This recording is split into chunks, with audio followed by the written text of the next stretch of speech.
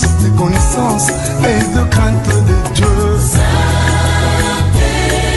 Saint-Esprit, en réalité dans l'ordre, oh oui, c'est toi, souffle du Dieu vivant.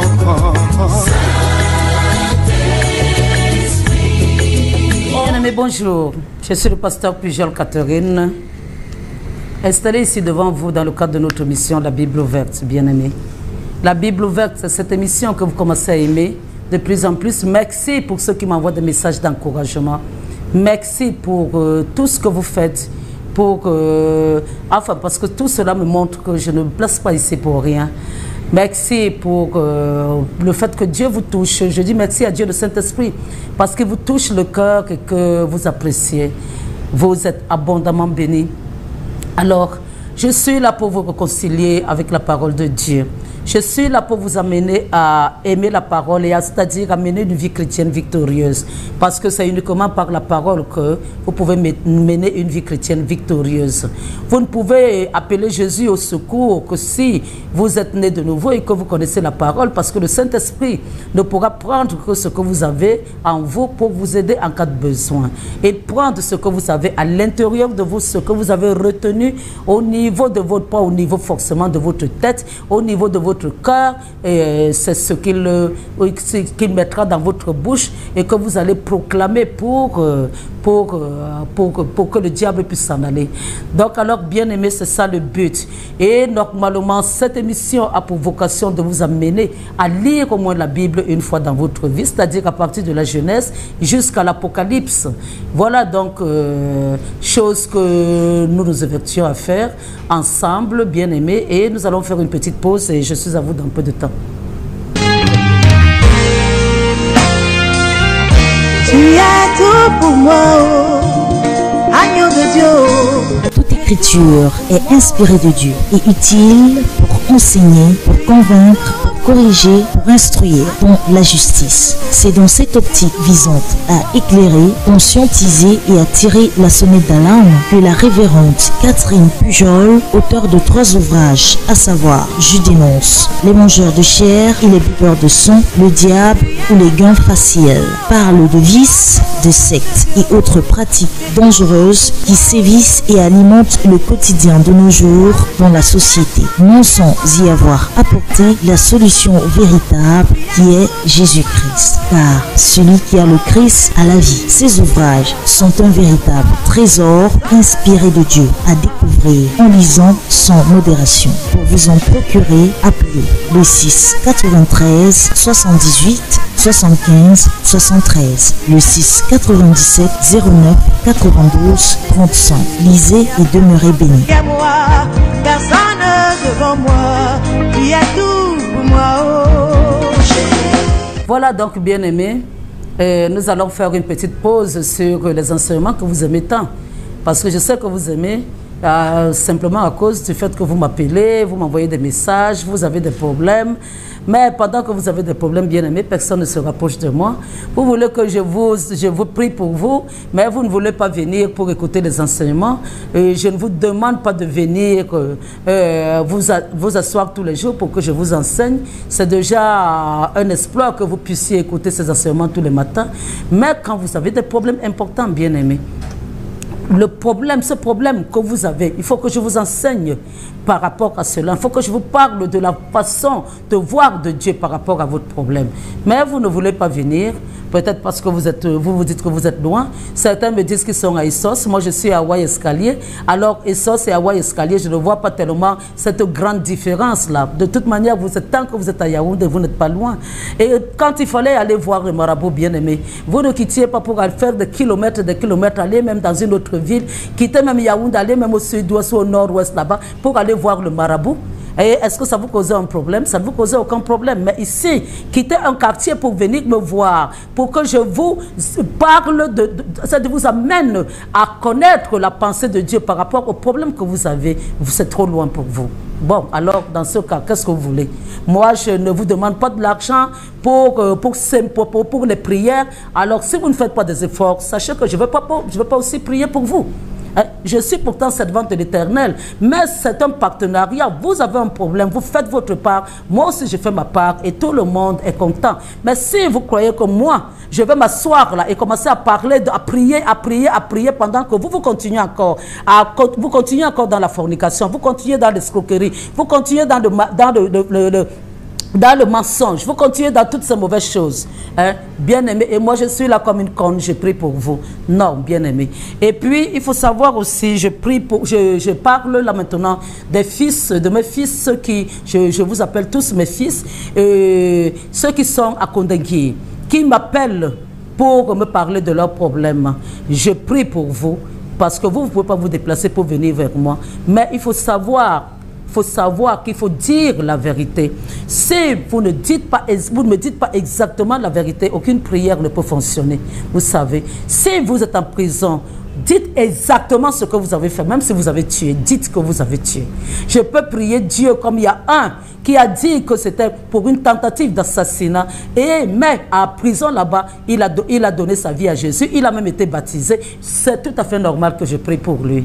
Je prie pour que Dieu ait compassion de lui et que Dieu lui donne une nouvelle chance. Voilà. Et à ce moment-là, de toute manière, quand il passera au tribunal, Dieu lui donnera cette nouvelle chance. Mais toi qui ne m'expliques pas, tu n'as rien fait, mais tu te retrouves à Kondengui, tu n'as rien fait, tu étais seulement dans un bar et on est venu t'arrêter, on t'a envoyé à Kondengui. Bien-aimé, ce n'est pas une raison pour moi de prier pour toi.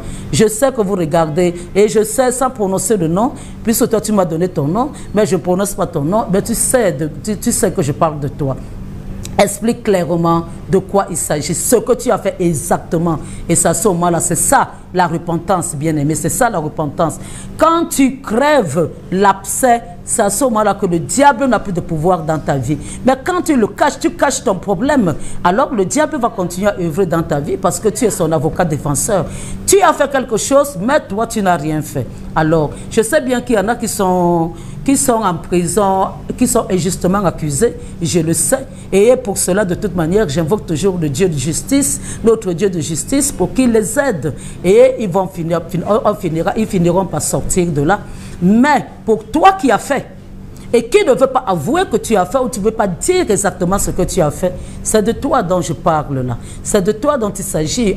Fais attention, dis exactement pour que Dieu puisse te pardonner. Mais si tu ne dis pas, alors il faut savoir que même si je prie, ça n'aura pas un effet important.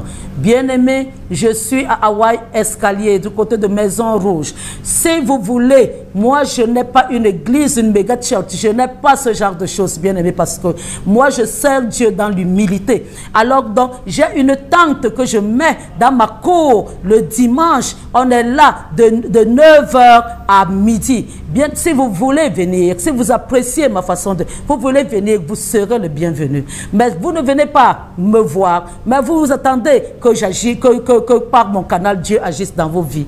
Non, bien-aimés, tous ces menteurs, ces pasteurs qui escroquent là, leurs églises sont pleines comme ça. Elles sont pleines. Mais il faut savoir que Dieu n'a formé que 12 disciples, n'est-ce pas? Et moi, ce n'est pas les fidèles. Vous voyez la façon dont je vous enseigne ici. Ce n'est pas les fidèles. Je veux former des disciples. C'est-à-dire qu'une personne qui est proche de moi, je lui montre comment moi je fonctionne, comment je pratique Dieu, et pour que la personne puisse pratiquer aussi Dieu. Donc, ce n'est pas pour garder quelqu'un dans l'esclavage. Alors, si vous voulez, bien aimé, vous êtes le bienvenu, venez. Ce vendredi, j'ai une nuit de prière de 22h à 3h du matin, tout en sachant qu'à 3h du matin, je ne peux pas laisser les gens partir chez eux à cette heure-là. On ne sait jamais. Donc, les gens ont la possibilité de rester là sur place et de partir plutôt vers les 5h, 5h30. Donc, bien aimé, voilà. Mais vous fuyez, vous préférez rester loin et vous préférez simplement utiliser le téléphone. Non, je ne sais pas prier. Tu ne sais pas prier et tu crois que c'est par téléphone que je vais t'enseigner la prière. Bien aimé, c'est que tu ne veux vraiment pas prier. Hein? Et ça, c'est vrai que vous pouvez aller dans certaines églises et passer même des années et des années, vous ne saurez pas prier. Mais moi, c'est la pratique de Dieu. Alors, si vous voulez me voir, moi, je suis accessible. Je suis accessible. Alors, vous venez, vous trouvez le temps pour me voir, on discute. Et après, si vous voulez persévérer avec moi, c'est parfait. Je serai contente, vraiment contente. Mais ne croyez pas que je vais vous payer aussi le taxi pour que vous veniez persévérer. Et moi, on n'achète pas Dieu. On n'achète pas Dieu. Vous voulez venir à l'église, bien-aimé, chercher votre argent. Si vous n'avez même pas, j'ai connu des gens qui marchent à pied, des gens qui quittent le carrousel pour venir chez moi à pied. Bien-aimé, c'est ça qu'on appelle rechercher Dieu. Ce n'est pas commencer à négocier pour que moi je te paye le taxi. Je te supplie pour que tu sois sauvé, mon frère.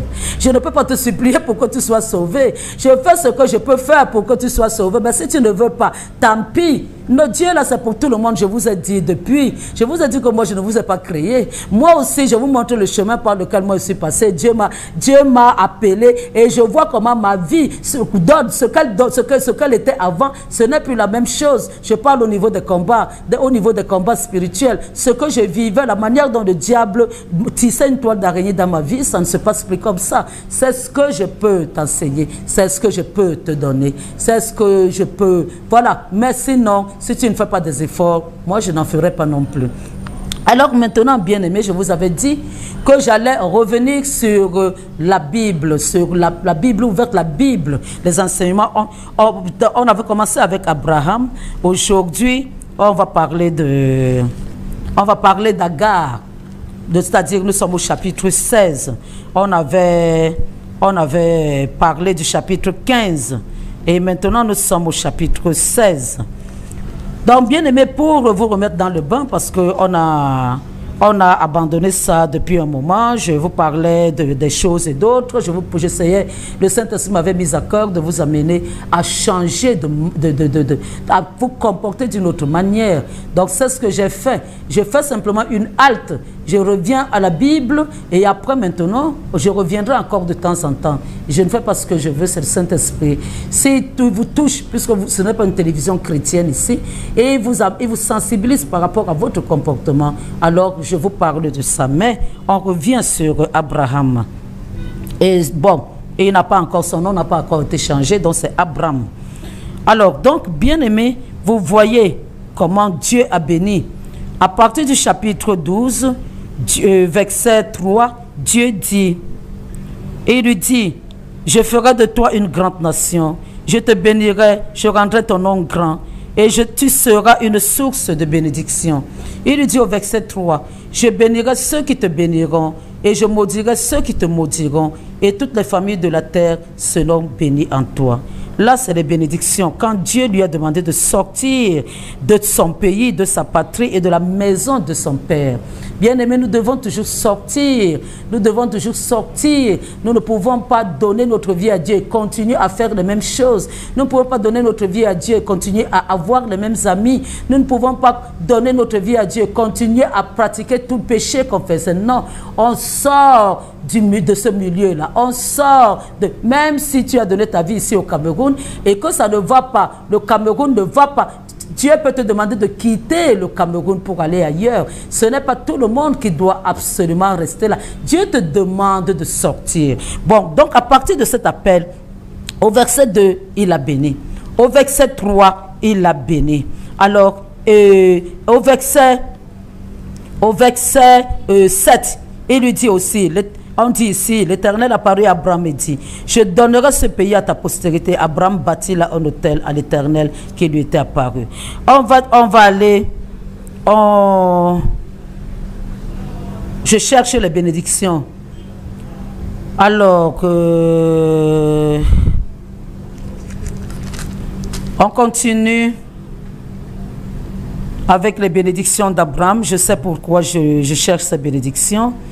Et il lui dit ici au chapitre 13, verset 16, il lui dit, je rendrai ta postérité comme la poussière de la terre, en sorte que si quelqu'un peut compter la poussière de la terre, ta postérité aussi sera comptée. Alors, voilà, il continue et il lui dit, après, Abraham combat, il libère l'autre et il donne la dîme. Et maintenant, qu'est-ce que Dieu dit?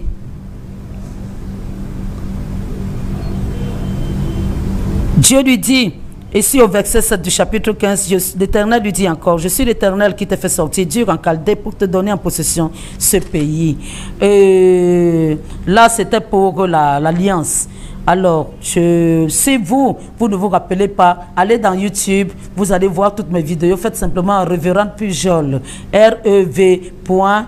Pujol Catherine, et vous allez tomber sur mes vidéos. Alors, il lui dit aussi que, voilà, il fait alliance avec, et il lui a déjà promis un certain nombre de choses. Bien aimé, maintenant, nous sommes au verset 16. Ça, c'était seulement un petit rappel, mais je sais pourquoi je suis revenu, parce qu'on parlera de ça tout à l'heure. Nous allons, avant que je ne commence à commenter le chapitre 16, courber nos têtes et invoquer le Saint-Esprit, parce que c'est lui le roi, c'est lui qui est le Seigneur des Seigneurs, c'est lui qui dirige tout ce que je fais ici. S'il n'est pas là, je ne suis rien. Donc alors, nous allons courber nos têtes et nous allons prier. Dieu le Saint-Esprit, je t'invoque. Je t'invoque. Je t'invoque, viens et prends la place qui te revient. Je ne suis qu'un instrument. Prends la place qui te revient. Utilise-moi comme un vase. Parle à travers mon cœur. Parle dans mon cœur pour que moi je puisse aussi parler à d'autres. Parce que si je n'ai rien, je ne peux rien donner. Remplis-moi de ta présence ici. Sois là-haut, Dieu Tout-Puissant. Touche le cœur de ceux qui sont connectés, ceux qui regardent cette émission. Que ces paroles ne soient pas simplement agréables à leurs oreilles tout court.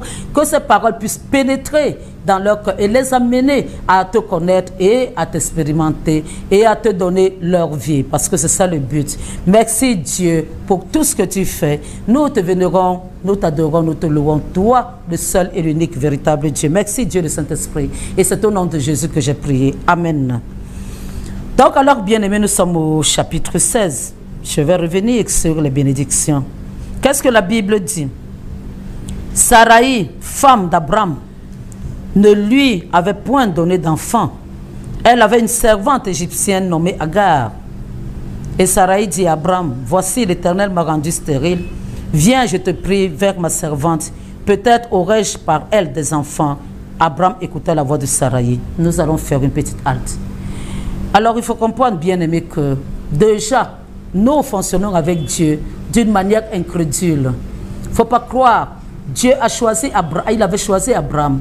Dieu avait aussi quelque chose à faire avec Sarai. Je vous ai expliqué que Abraham n'avait pas choisi Sarai pour rien. Abraham n'avait pas choisi Lot aussi pour rien. Tous les trois avaient des choses à accomplir pour la vision de Dieu sur cette terre. Je vous ai dit, même Lot là devait faire des choses pour Dieu. Alors donc, maintenant, nous, quand Dieu nous choisit, c'est vrai que nous voulons faire les choses, nous voulons que les choses se passent rapidement. Dieu devait donner un enfant à Sarai. En fait, Sarai n'était pas réellement stérile, puisque c'est Dieu qui donne des enfants.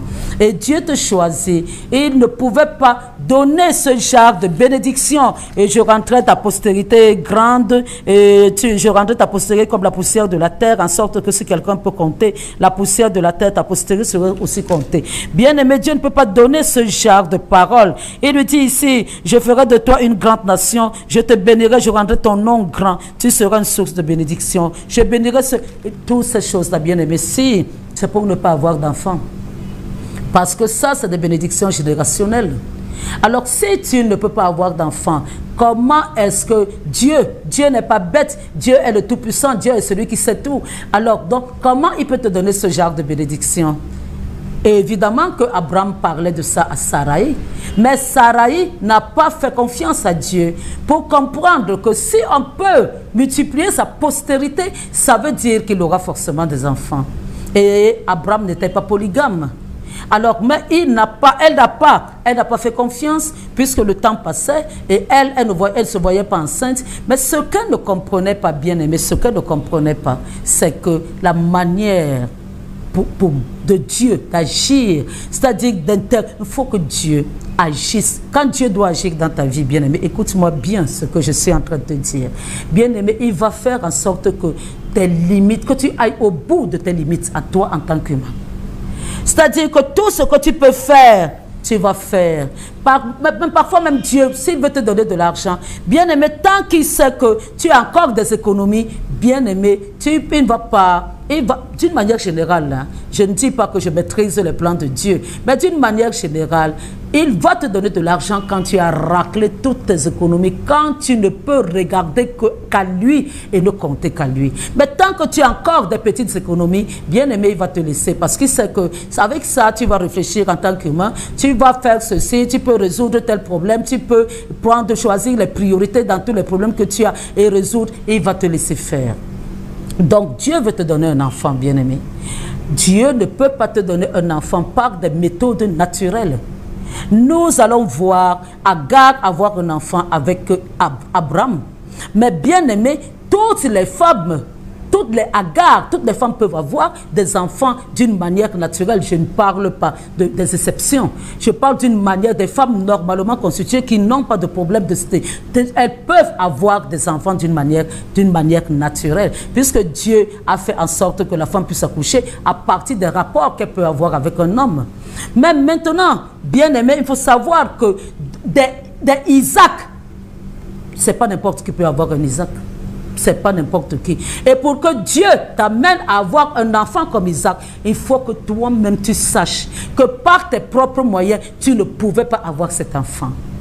Alors c'est pour cela que Dieu a fait en sorte que Sarai puisse rester jusqu'à cet âge avancé où elle n'avait même plus de règles. Bien aimé, dans la science, au niveau de la science, tout ce qu'on nous enseigne et au niveau de l'anatomie, toi-même tu sais, bien aimé, que toi qui m'écoutes, qu'une femme ménopausée ne peut plus, même comme on parle de la fécondation in vitro, on est obligé de t'injecter des hormones qui vont faire en sorte que ton corps recommence à fonctionner comme du temps où tu avais des règles pour essayer de faire en sorte que l'embryon qu'on va mettre dans ton ventre puisse tenir. Mais le ventre a séché, plus de règles et que tu puisses avoir un enfant de façon naturelle, c'est un miracle, bien aimé, il n'y a que Dieu qui peut faire ça. Abraham était vieux. Sarai, alors, elle, celle qui devait porter l'enfant, était vieille. Et maintenant, c'est à ce moment-là que Dieu va leur donner un enfant. On verra ça. On verra ça. Pour que sache que c'est lui-même qui est rentré à l'œuvre. Bien aimé, c'est lui-même. C'est lui-même qui a fait en sorte que Jésus vienne sur la terre. Ce n'était pas, vous avez vu d'ailleurs, elle était vierge. Et mais ce n'était même Marie, même elle.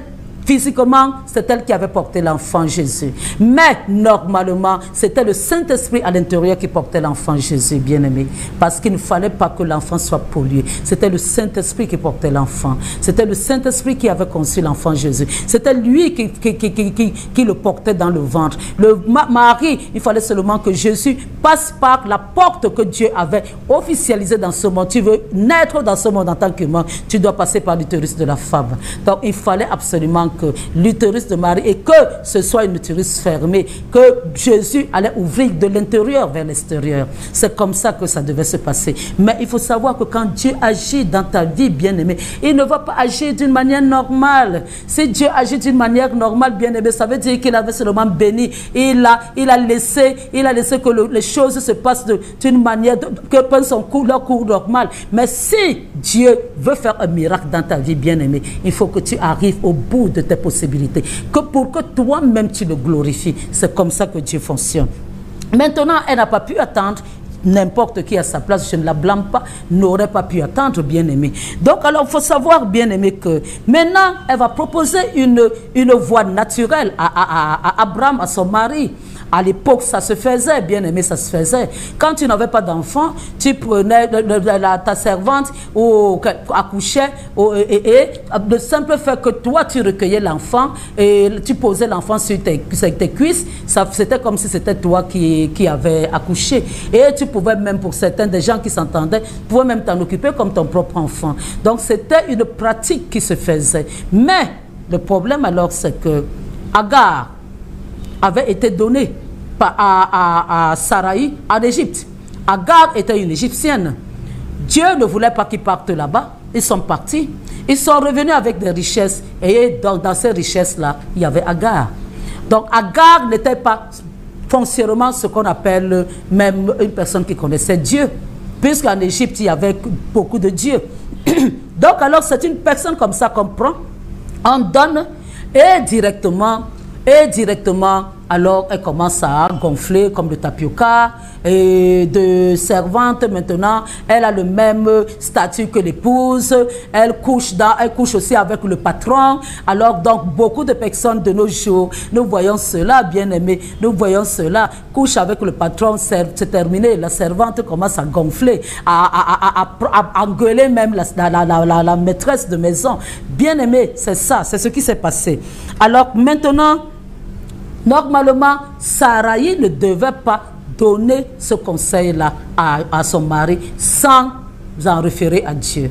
Et maintenant, Abraham aussi, qui faut parler avec Dieu, n'a pas pris la peine de demander l'avis de Dieu. Il s'est seulement embarqué là-dedans et il a écouté sa femme et effectivement, ils ont eu un enfant.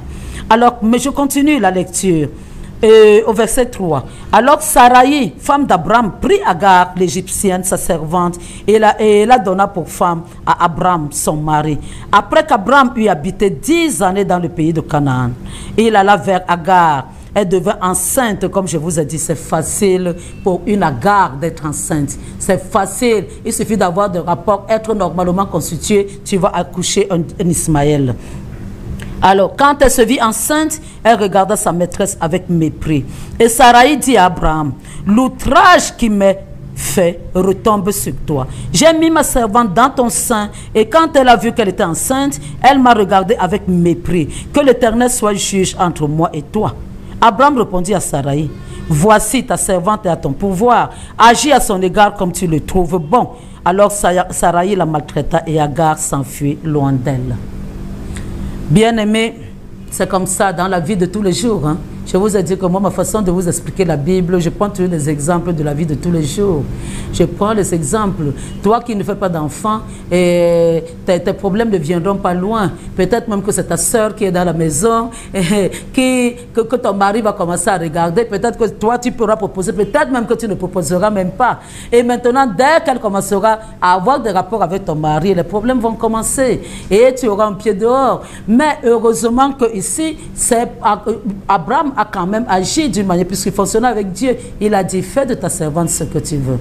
Alors, maintenant, là, Ismaël n'est pas encore là. C'est facile encore, parce qu'Abraham aimait les enfants. Il souffrait du fait qu'il n'en avait pas, mais il aimait les enfants. Alors, donc, on nous dit au verset 7, l'ange de l'Éternel la trouva près d'une source d'eau, dans le désert, près de la source qui est sur le chemin de Shur. Il dit, et je vous ai expliqué déjà l'histoire de l'ange de l'Éternel, je vous ai dit que c'est Jésus. Alors, donc Jésus a plusieurs noms. Jésus, c'est le sauveur. L'ange de l'Éternel, c'est toujours Jésus, c'est toujours... Donc, il y a des noms comme ça. Je ne dis pas que tous les anges, c'est le nom de Jésus. Non, je parle de l'ange de l'Éternel. Quand on parle de l'ange de l'Éternel, on parle très souvent de Jésus. Je vous ai déjà enseigné par rapport à ça. Retour encore à YouTube pour rev.pujol Catherine. Voilà. Donc, maintenant... Et dit à Agar, servante de Saraï, d'où viens-tu et où vas-tu? Elle répondit, je fuis loin de Saraï, ma maîtresse. L'ange de l'Éternel lui dit, retourne vers ta maîtresse et humilie-toi sous sa main.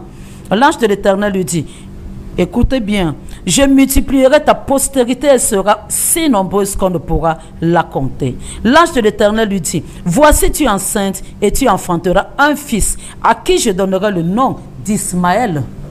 À qui je donnerai le nom d'Ismaël, c'est l'ange de l'Éternel qui dit. Donc, de toute manière, ce n'est pas n'importe qui. Et maintenant, qu'est-ce qu'il dit? Il dit, car l'Éternel t'a entendu dans ton affliction. Il sera comme cet enfant maintenant. Au verset 10, au verset 12, il sera comme un âne sauvage. Sa main sera contre tous et la main de tous sera contre lui. Et il habitera en face de tous ses frères. Elle appela Ata El Roy, le nom de l'Éternel qui lui avait parlé, car elle dit, ai-je rien vu ici après qu'il m'a vu? C'est pourquoi l'on a appelé ce puits le puits de la Shai-Roy. Il est entre Kadès et Bared. Agar enfanta un fils à Abraham et Abraham donna le nom d'Ismaël au fils qu'Agar lui enfanta. Abraham était âgé de 90 ans lorsqu'il enfanta Ismaël à Abraham. Donc alors voilà maintenant, bien-aimé, quand elle fuyait, elle elle n'avait pas encore accouché. Et maintenant, Dieu intervient. Et Dieu va intervenir, pourquoi, bien-aimé? Dieu va intervenir parce que c'est le sang d'Abraham. Dieu a choisi Abraham. Tout ce qui, quand on parle de la postérité, même celui-là qui était dans le ventre d'Agar, quelles que soient les origines d'Agar, était de la postérité d'Abraham. Donc, il ne pouvait pas ne pas intervenir. Alors maintenant, il lui dit, il faut retourner vers ta maîtresse. Retourner vers ta maîtresse, pourquoi? La repentance. Quand on vous parle toujours de vous repentir, tu ne peux pas fermer ta bouche. Quand tu as fait quelque chose de mauvais, tu fermes ta bouche, tu continues comme si de rien n'était, bien aimé. Il faut savoir que les mauvais esprits que tu as, la malédiction que tu as portée à ce moment-là, va toujours continuer à courir. Tant que tu n'ouvriras pas ta bouche pour demander pardon, cette malédiction-là va toujours continuer à courir, bien aimé. Donc, sois sûr. Et maintenant, voici Dieu, qui est le Dieu de tout le monde. Le Dieu qui sait que ce n'était pas sa volonté que Abraham prenne Agar pour en faire sa femme. Et maintenant, c'est déjà fait. Tu vas récolter ce que tu as sémé. Nous récoltons d'ailleurs jusqu'à présent. Mais en attendant, de toute manière, comme tous ceux qui existent sur cette terre sont ces créatures, alors il faut qu'il intervienne. Et c'est le sang d'Abraham. Alors il dit, il donne des bénédictions. Il dit, il dit, voici tu es enceinte et tu enfanteras un fils à qui tu donneras le nom d'Ismaël. Il lui dit d'abord au verset 10, je multiplierai ta postérité et elle sera si nombreuse qu'on ne pourra la compter.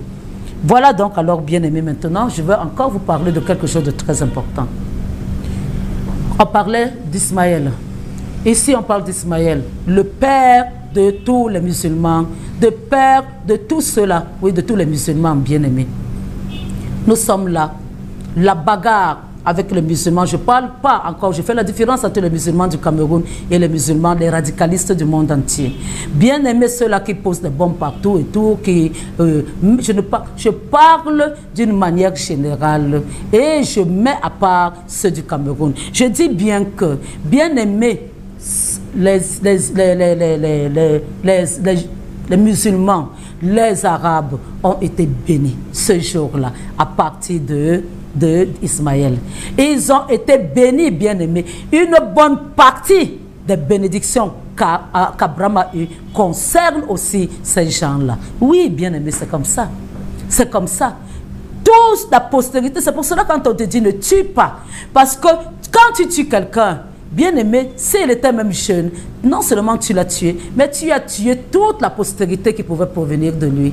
Donc, ce n'est pas une seule personne que tu as tué. Tous les enfants qui devaient naître de lui, tu les as tués. Les petits-enfants, les arrière-petits-enfants, toute sa progéniture, tu les as tués. Alors, Abraham avait dans ses règnes, c'est Ismaël. Il a eu Ismaël. Toutes les bénédictions que Dieu a données, quand j'ai donné la liste de bénédictions, c'était pour en arriver là. Alors, donc, il a donné toutes ces bénédictions concernaient aussi Ismaël. Et je vous montrerai simplement la seule différence entre Ismaël et Isaac. Là où les bénédictions d'Ismaël vont s'arrêter et les bénédictions d'Isaac vont continuer parce que Isaac aussi hérite de toutes les autres bénédictions. Donc il n'y a pas une bénédiction là qui ne concerne qu'Isaac. Et toutes ces bénédictions concernent et Ismaël et Isaac. Alors quand on dit qu'on va multiplier, Dieu lui dit, je multiplierai ta postérité, elle sera si nombreuse qu'on ne pourra la compter. Ça concerne les musulmans. Bien-aimés, même s'il y a la bagarre n'importe comment, même s'il y a tout ce que... C'est pour cela que c'est simplement au dernier moment, à la bagarre, alors qu'il y aura la guerre de l'Armageddon, que ça va se terminer. Sur cette terre, on ne peut pas éradiquer ce problème qui est spirituel, bien-aimé, qui est spirituel. Dieu a béni ces gens-là. Et maintenant, qu'est-ce que Dieu dit?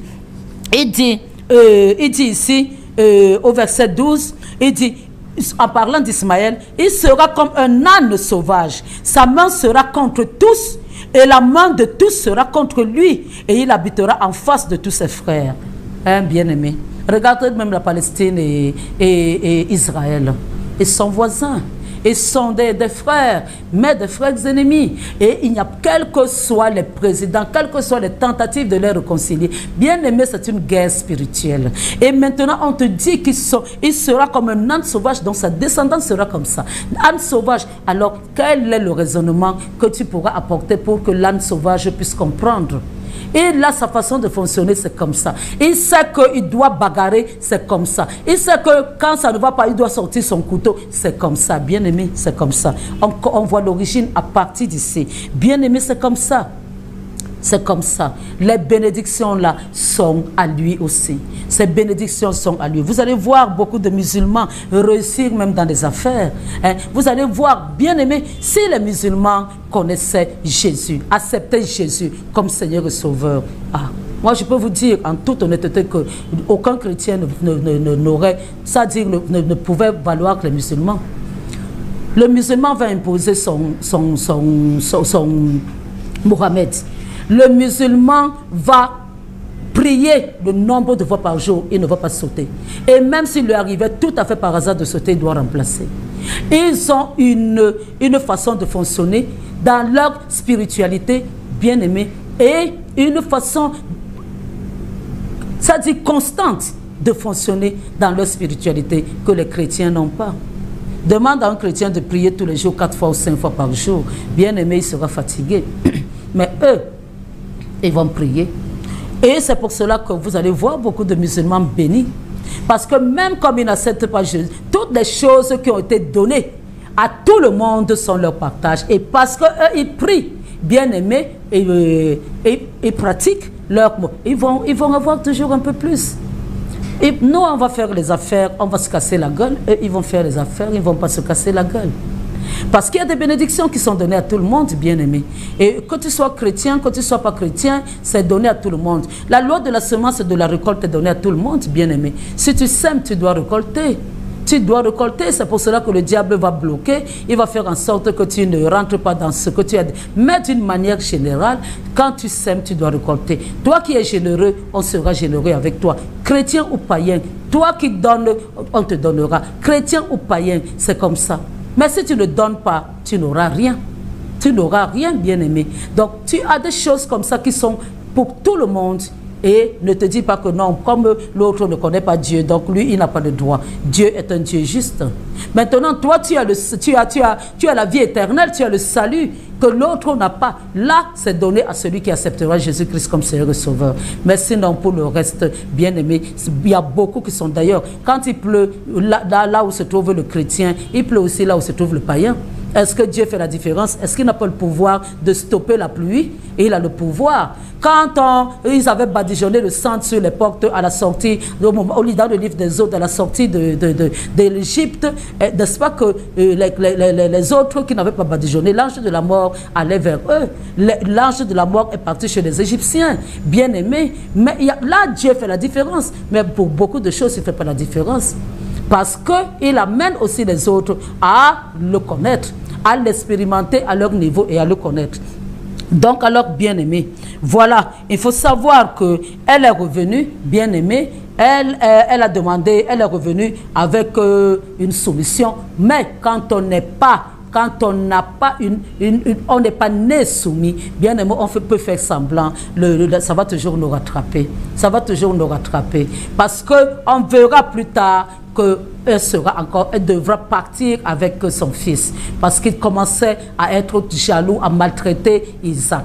Donc, même si c'est un semblant de soumission, beaucoup sont comme ça et vont te montrer qu'il y a d'autres, on va même te nettoyer les chaussures, on va même plier le genou, s'agenouiller devant toi pour te dire bonjour, alors qu'ils n'ont aucune once de soumission. Mais dès que leur vie donne déjà, on va te dire que c'est la même personne qui était soumise. Il n'y a plus personne là-dedans. Bien aimé, il y en a, même si ça prend 10 ans, ils sont là. Ils peuvent te laver les assiettes, ils peuvent faire, tu peux leur donner le bon Dieu sans confession, mais le jour où ils ont, le même jour où ils ont, on va encore te dire que c'est la même personne. Tu parles, il te répond. Et à ce moment-là, c'est terminé. Donc, tu as des gens qui ont cette attitude. Elle est venue, elle était enceinte, elle a eu un enfant, revenir, repentance, allez, tout va bien. Et dès que l'enfant est né, comme l'autre n'était pas, elle n'était pas encore enceinte, et maintenant quand Dieu aussi lui a donné, l'autre, son fils était le fils aîné, et à ce moment-là aussi, il y avait aussi des traditions qui faisaient le fils aîné avait aussi beaucoup de privilèges. Donc elle croyait maintenant que son fils avait des privilèges, comme c'était aussi le fils d'Abraham. Mais le problème, c'est que il y a une différence entre Ismaël et Isaac. C'est que Isaac est né de la chair et Ismaël est né de la chair et Isaac est né de l'esprit. Donc, c'est deux façons de fonctionner. Deux façons de fonctionner, bien aimé, on en parlera. C'est deux mondes différents. Je vous ai dit que le monde est basé, Dieu a créé le monde sur la base de la dualité. Donc il y aura toujours ce côté-là, le côté Ismaël et le côté et ceux-là qui seront d'Isaac. C'est-à-dire ceux qui auront la crainte de Dieu, ceux qui seront nés d'eau et d'esprit, alors que les autres seront des personnes charnelles, bien-aimées. C'est comme ça. Il y a toujours les deux côtés. On en parlera. Je reviendrai encore là-dessus, concernant ces deux modes de fonctionnement, concernant Isaac et Ismaël. Donc, bien-aimés, c'est comme ça. Il faut faire attention avec les hypocrites. Les hypocrites, bien-aimés, les hypocrites, ils sont nombreux à être hypocrites. Il y a des chrétiens hypocrites, bien-aimés. Il ne faut pas croire que quand on parle de l'hypocrisie, on parle seulement de ceux qui ne connaissent pas Dieu. Il y a des chrétiens hypocrites. Hein? Il y a des chrétiens hypocrites. Il y a des pasteurs hypocrites, ceux-là qui veulent seulement votre argent et qui ne sont pas là pour votre salut. Hein. Au contraire, ils veulent votre perte. Donc alors, ici, elle a été hypocrite, elle est venue, mais quelque temps après, chasser le naturel est revenu au galop. On verra ça par la suite, bien-aimés. Alors, je vous ai parlé d'Agar. Hein. C'était le chapitre 16. Le chapitre 16 est terminé. Nous avons vu comment Dieu a béni aussi Agar, à son fils, pas Agar même. Agar, Dieu lui a parlé à travers son fils. Tout ce qu'elle pouvait avoir, c'est à travers son fils bien-aimé. Parce que le fils était d'Abraham. Il était d'Abraham. Donc Dieu ne pouvait pas le laisser sans bénédiction. Voilà. Donc, bien-aimé, j'espère que vous avez bien compris. Et maintenant, alors, je ne vais pas attaquer le chapitre 17. Je ne sais pas s'il me reste encore beaucoup de temps. Il me reste encore beaucoup de temps. Voilà. Hein? 15 minutes. Alors, donc, c'est bon, je ne peux pas attaquer. Donc, alors, bien-aimé, ça, ce sera la prochaine fois. Alors, bien-aimé, il faut savoir que je ne me place pas ici pour rien, bien-aimé. Je me place ici pour t'amener à changer de vie. Je me place ici pour t'amener à ne pas aller en enfer. Parce que moi, bien-aimé, je me bats pour aller au ciel. Je suis enfant de Dieu. Et mon devoir, c'est de ne pas te laisser aller en enfer. Je suis là pour te dire que Jésus est le seul chemin, la seule vérité, la seule vie. Celui qui ne passe pas par Jésus ne peut jamais aller au ciel. Bien-aimé, Marie ne t'amènera jamais au ciel. Mohamed ne t'amènera jamais au ciel, bien-aimé. Bouddha ne t'amènera jamais au ciel. Les anges ne t'amèneront jamais au ciel, bien-aimé. Le purgatoire n'existe pas. Le seul qui peut t'amener au ciel, c'est Jésus. La Bible nous dit qu'il ne nous a été donné aucun nom, aucun autre nom par lequel nous puissions être sauvés, si ce n'est le nom de Jésus. Et qu'est-ce que la Bible nous dit? La Bible nous dit dans Romains 10, Romains 10, 9 à 10, pardon. 9 à 10, que si tu confesses de ta bouche le Seigneur Jésus, et si tu crois dans ton cœur que Dieu l'a ressuscité des morts, tu seras sauvé. Donc, la croyance, il faut croire, non, il faut d'abord confesser, pardon. Mais pour confesser, il faut croire que la personne que je te présente, c'est tout le temps, qui est Jésus, est vraiment Dieu. Et qu'à travers lui, tu peux être sauvé. Et maintenant, quand tu as cru, et alors qu'il faut confesser, bien-aimé, parce que le diable n'est pas omniprésent. Le diable, tant que tu n'as pas parlé, il ne peut pas connaître. C'est pour cela qu'il utilise des antennes, les souris, les cafards, les lézards. Il utilise toutes ces choses-là comme antennes pour écouter ce que tu dis et pour bloquer les choses. Parce qu'il faut qu'ils s'organisent comme ça. Même les sorciers, ils vont écouter pour bloquer. Mais parce que le diable n'est pas omniprésent.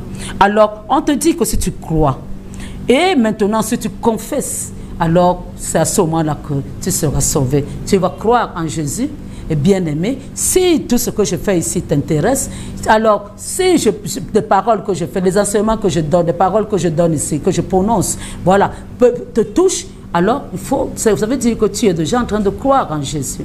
Alors maintenant, si tu crois en ce Jésus-là, confesse maintenant ce que je vais te dire. Parce que au verset 10, on dit aussi, car c'est en croyant du cœur qu'on parvient à la justice et c'est en confessant de la bouche qu'on parvient au salut, selon ce que dit l'Écriture. Alors bien aimé, maintenant, confesse si tu veux être sauvé, aussi simple que ça. Répète après moi ceci. Dieu Tout-Puissant, Jésus, je reconnais que je suis un pécheur.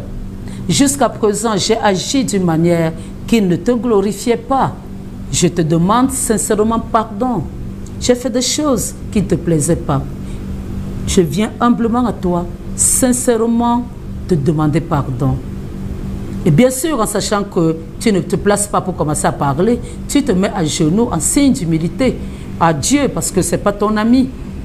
Maintenant que tu as fait cela, dis à Dieu que tu reconnais l'acte qu'il a posé sur la croix pour te sauver. Et à cause de cela, et à partir de cet instant-ci, tu l'acceptes comme ton Seigneur et ton Sauveur personnel, bien-aimé. Ton Seigneur et ton Sauveur personnel. Il est mort pour tout le monde. Ne te dis pas que comme tu es passé, tu as fait des choses, des mauvaises choses, il ne peut pas te pardonner. Il te pardonne si ton cœur est sincère, si ta repentance est sincère. Il est mort sur la croix pour le salut de l'humanité. Il suffit simplement de prendre ce salut, de t'approprier ce salut en demandant pardon. Et maintenant, tu l'acceptes comme Seigneur. Comme j'ai toujours l'habitude de vous dire, le Seigneur s'occupe de ces sujets. Si Jésus n'est pas ton Seigneur, bien-aimé, qu'est-ce que tu veux qu'il fasse pour toi? Tu vas m'appeler, tu me demander de prier pour toi parce que ça ne donne pas, ça ne donne pas, ça ne donne pas. Je ne suis pas ton marabout. Si tu veux que ça donne, accepte Jésus-Christ comme ton Seigneur. Et quand tu l'acceptes comme ton Seigneur, moi, je peux t'aider dans les prières. Mais Jésus, c'est lui maintenant qui va prendre ton cas entre ses mains. Et il a dit, venez à moi, vous tous qui êtes fatigués et chargés, je vous donnerai du repos. Il va te donner du repos par rapport à ça. Mais si tu n'as pas Jésus comme ton Seigneur, alors tu auras le diable comme ton Seigneur. La nature n'a pas horreur du vide. Donc si tu n'as pas Jésus, tu as le diable. Confesse ou ne confesse pas, tu n'as pas Jésus, tu as le diable, bien-aimé. Alors maintenant que tu l'as accepté comme Seigneur et Sauveur, alors dis-lui de te positionner. Dis-lui de t'ouvrir les yeux par rapport à la vision qu'il t'a donnée. Dieu, bien-aimé, quand nous vivons sur cette terre, nous ne venons pas tout à fait par hasard. Dieu nous a assigné une mission. Nous avons un ministère. Beaucoup de personnes sont ici sur cette terre. Ils accomplissent des ministères qui ne sont pas les leurs. Ils font seulement par imitation. Parce que l'autre a une grande église, eux aussi, ils veulent avoir des grandes églises. Parce qu'on donne les dîmes et les offrandes, parce qu'eux aussi, ils veulent compter. Et c'est comme ça qu'ils vont se retrouver en train d'aller chez les marabouts pour miner leurs églises, pour amener les gens à venir simplement. Bien-aimé, alors il faut demander à Dieu de t'ouvrir les yeux par rapport à la vision. Peut-être qu'il t'a appelé pour être évangéliste tout court. Et toi, tu vas pas commencer à être pasteur. Ce n'est pas ce qu'il a voulu pour toi. Peut-être qu'il a voulu que tu sois apôtre, implanter les églises. Et toi, tu es là en train d'avoir une église. Ce n'est pas bon. Peut-être ainsi de suite, bien-aimé. Prophète, ainsi de suite, il y a plusieurs dons. Donc, demande-lui de te montrer ton couloir pour que tu puisses mieux le servir. Demande-lui maintenant de te donner son Esprit Saint, parce que sans l'Esprit Saint, tu vas te fatiguer. Tout travail de Dieu que tu feras d'une manière charnelle, bien-aimé, va te fatiguer et tu vas abandonner. Donc, bien-aimé, dès que tu as fait cela, pour couper court, hein, tu peux rallonger la prière comme tu veux. Tu peux même prendre le temps d'énumérer même des péchés, parce que c'est la meilleure délivrance. Plus tu les énumères, plus ils sortent de toi, parce que tu apportes la lumière dans ton corps. Donc, bien aimé, là, c'est le strict minimum. Ne te dis pas que quand tu parles comme ça, ça y est, c'est terminé. Dis-lui simplement merci Jésus, parce que tu suis né de nouveau. Et à partir de ce moment-là, bien aimé, je te dis bienvenue bienvenue parmi les enfants de Dieu. Nous sommes content de te compter parmi les enfants de Dieu. Aussi simple que ça. Tu as changé de bord. Mais ne crois pas que tu vas rester tranquille maintenant. Le diable va rôder pour essayer de te ramener à ton stade premier. Il faut faire attention. C'est là où Dieu doit. Tu dois persévérer. Tu dois continuer à aller dans les églises. Tu dois écouter la parole de Dieu pour que tu puisses t'en sortir, pour que tu puisses mener une vie chrétienne victorieuse, bien-aimé. Maintenant que tu l'as fait, courbe ta tête que je prie pour toi. Pour finir, Dieu Tout-Puissant, nous te disons merci. Merci pour ce temps passé à ta présence. Merci pour les enseignements. Merci pour tout, pour le cœur que tu disposes, mon Dieu, pour cet enseignement. Merci pour ceux-là qui envoient des messages d'encouragement. Merci, oh Dieu Tout-Puissant, pour tout ce que tu fais dans nos vies. Sois vénéré, sois adoré, sois exalté. Toi le seul et l'unique. Sois toujours là. Nous avons besoin de toi, Dieu. Sans toi, nous ne sommes rien. Sans toi, nous ne pouvons rien. À toi seul soit la gloire, la puissance et la magnificence pour les siècles des siècles. Ouvre les portes, mon Dieu, de ceux qui ont confessé. Amène-les à t'expérimenter. Amène-les à parler de toi autour d'eux. Amène-les à proclamer ta gloire, mon Dieu, parce qu'ils vont voir comment leur vie ne sera plus la même. Merci, Dieu, pour tout ce que tu fais pour nous. Merci pour cette télévision. Merci pour moi, à qui tu donnes la force et le courage. Sois vénéré, sois adoré encore une fois. Toi, le seul et l'unique. Amen. C'était le pasteur Pujol Catherine. Fidèle épouse, c'est toujours à votre service. Amen.